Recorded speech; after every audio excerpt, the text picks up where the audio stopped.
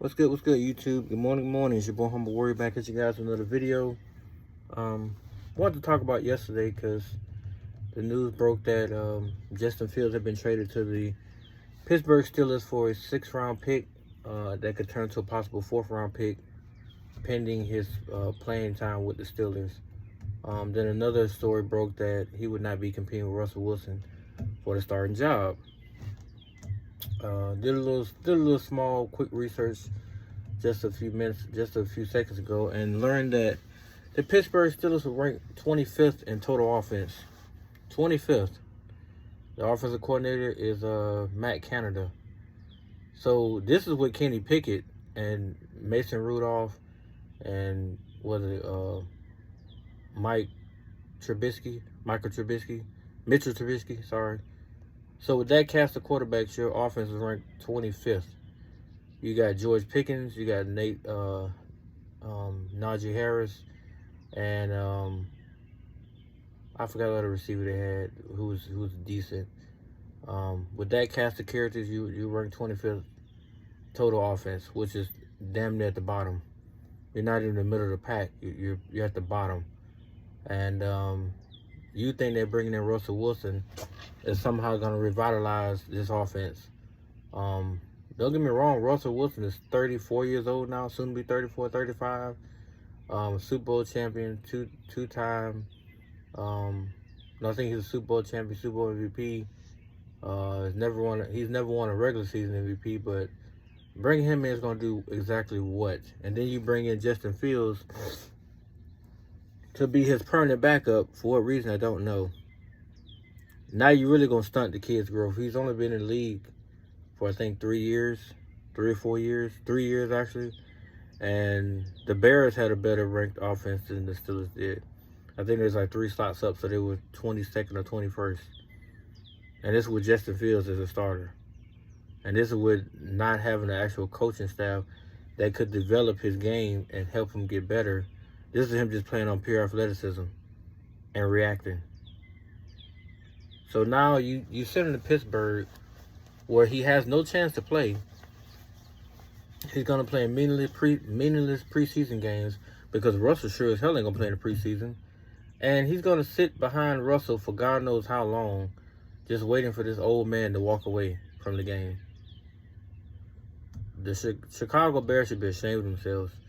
You gave this kid away for peanuts and a marble. What you did, which makes no sense. I had said in my other video, send the boy to Atlanta. He would have started right away. He would have had a much more hungrier coaching staff with Raheem Morris. I don't know the offensive coordinator in Atlanta, but they actually had a much better ranked offense than the Steelers, and he would have hit the ground running. I mean, but he would have had Kyle Pitts, Drake London. Now they added Mooney. You got Bijan Robinson already there. You got enough around you to do some things with. In Pittsburgh, you only got George Pickens and Najee Harris. That's all you got. So, and the offensive line is very suspect. So what exactly will you be accomplishing by putting 2 quarterbacks in the same exact situation? And if he's not competing, then why is he there? So in training camp and OTAs, he's just gonna sit around and go through the motions of the reps and not even be bothered to say, oh, well, you actually get a shot to start. I feel like if he outperforms Russell Wilson, why would he not get a chance to start? What do you bring him in there for? Just to be a permanent backup? Because Kenny Pickett got traded to the Eagles. They sent him packing. He's not going to start over Jalen Hurts, so he's a permanent backup quarterback now. He can let it go. He should have did better in Pittsburgh. That's the only chance he would have had of being a starting quarterback in the NFL. Them days are numbered now. It's gone. So it's like this permanent backup carousel is ridiculous, because I truly believe that Justin Fields could be a starter, but he has to be put in the right situation. Chicago wasn't it. And now they went to go drafted they traded for Keenan Allen, a 32-year-old receiver that's on the back end of his career, to help mold a soon-to-be rookie quarterback, and Caleb Williams to come in there and light the league on fire. I don't know how you gonna do that, but hey, I've seen things happen, aka CJ Stroud. But CJ was in a different situation. They were built to win. They had built that team through the draft, and then they went out and got him and Will Anderson Jr. in back-to-back picks, and they took off. So we're gonna see how he looks year number 2, but this is a truly disservice to Justin Fields, because how do you explain his how is his maturation process going to even unfold if he's actually just sitting behind Russell Wilson? I understand the learning curve, but you got to think he was once a starter himself. So you go from being a starter to a backup with a clipboard and a headset, watching an old, crusty veteran, basically what he is now, because he's on the other side of the hill. You're 24, 25. You're able to take those hits, to make those plays, and now you got to watch a less mobile version of yourself out there playing, and who knows how far this offense is going to go. Who knows? And God forbid they get off to a terrible start.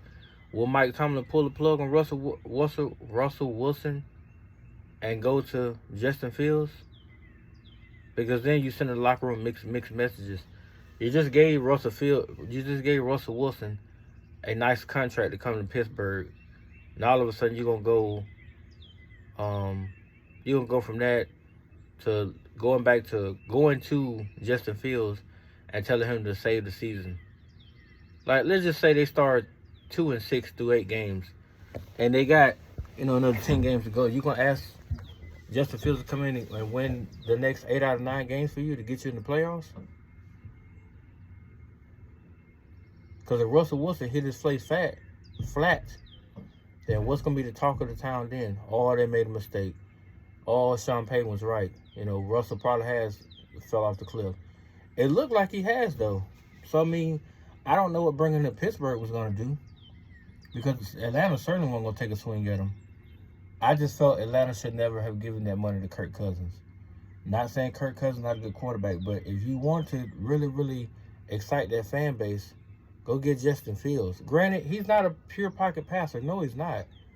But you would give them the reminiscent feeling of when they had Vic. The excitement plays, the highlight reels, the exciting, up and down the field antics. Making those throws, making those clutch plays in those heart-stopping moments. Especially on 3rd down or 4th down. He's able to get the first down with his legs. Granted, he's not going to stick his head in the pile, and I don't think no quarterback should. But he's going to hit the edge and outrun a damn DN. He's going to outrun that linebacker or that corner or that safety for that spot. He's fast enough to do that. But now you got a immobile, pure pocket passer in Kirk Cousins, who will distribute the ball. In all fairness, he will. He will make sure everybody on the team, they're going to eat. Now, the question is, who is Atlanta going to put in position to get the offense off the ground to where they can take off like everybody think they should now? Because they still got a high pick in the draft, and I'm sure they're not going to waste it on no BS. So the question is, who are they going to bring in there to help Kirk get that offense going in the right direction? Because last season they were stagnant, but that's because they had Desmond Ridder. And I said that when I was watching the games. There's no way nobody could convince me Desmond Ridder was an NFL quarterback. He never was. That's why his ass got shipped to damn Arizona for Rondale Moore, who's now an Atlanta Falcon. So now you added Rondale Moore, you got Moody, you got Pitts, you got London, and you got Bijan Robinson. Now it's just London, Bijan Moore, Bijan Robinson, and Kyle Pitts. Rondale Moore can resurrect his career in Atlanta, but he has to be willing to do special teams and other stuff. So we'll see how that goes. But I'm digressing again off the subject. To me, Justin Fields got robbed. I truly, truly believe he should have went to Atlanta. Or hell, for that matter, send him to a team that's somewhat ready to go. That doesn't require a lot of fine-tuned work. I would have been fine with him going to the Dolphins, but I understood he was not gonna beat out Tua. He would have been like a gadget player. They would have brought him in on some occasions, to get things like, let's say if Tua day was over, then it's gonna be his turn, and he was gonna go out there and make some exciting plays. But I didn't see Justin Fields backing up Tua. I just couldn't see it because y'all are the same age. So why would you back up somebody that you consider a predecessor, even though he played way better than you did? But I didn't see him going to Miami to do that, because now you're asking him to take a complete back seat to the other quarterbacks in the league, and he's just not going to do that. Now he has no choice because Pittsburgh has made it clear you're not competing with Russell Wilson. You're competing for that second or third quarterback spot on the roster, and that, to me, that's completely disrespectful. The kid is a special talent. So what is he competing for exactly against Mason Rudolph? Let's be real. Mason Rudolph. I think his record is not even 500 since he's been in the league. But that's who Justin Fields gonna compete against for the second string quarterback spot. Which to me, it should be handed to Justin Fields based on what he's already done. Now, his record doesn't say all that, but if you look at his stats, they're not that bad. Passing or rushing or nothing. His turnovers, he got to work on that, but he's still young. So it's going to happen. But to make him that humble to say, oh, well, you're not competing with Russell Wilson, it's his job, you're just here to be the backup, that's totally wrong.